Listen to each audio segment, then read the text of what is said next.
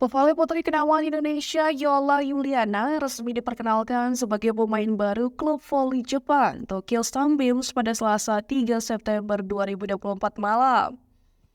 Diketahui, Yola menjadi amunisi baru Tokyo Sunbeams musim 2024-2025. Nantinya, Yola bersama Tokyo Sunbeams akan berkompetisi di Japan Felix Division 2 alias Liga Voli Jepang Kasta kedua.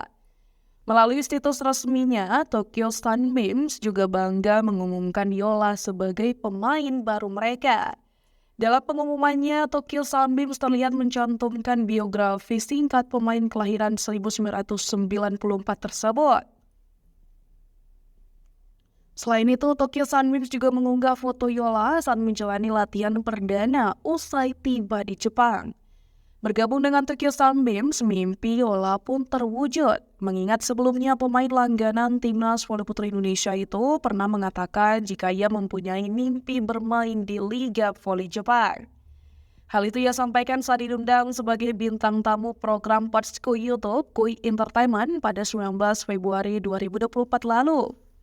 Saat ditanya Boris Bokil selaku host terkait negara mana yang menjadi tujuan, pevoli kelahiran 1994 itu berkeinginan untuk berkarir di Liga Voli Jepang. Sebelum operasi ke Jepang, Yola sempat menjalani tryout alias seleksi guna bisa menjadi pemain yang mengisi slot Asia di Liga Voli Korea. Saat itu Yola menjalani seleksi bersama Aulia Suci yang digelar di Pulau Jeju 29 April hingga 1 Mei.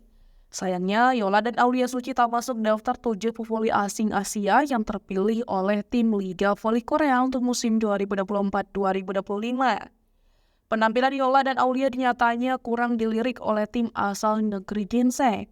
Keduanya kalah perform dari pevoli Cina, Kazakhstan, dan Australia. Yola pun gagal menjadi lawan Megawati Hangestri di Liga Voli Korea.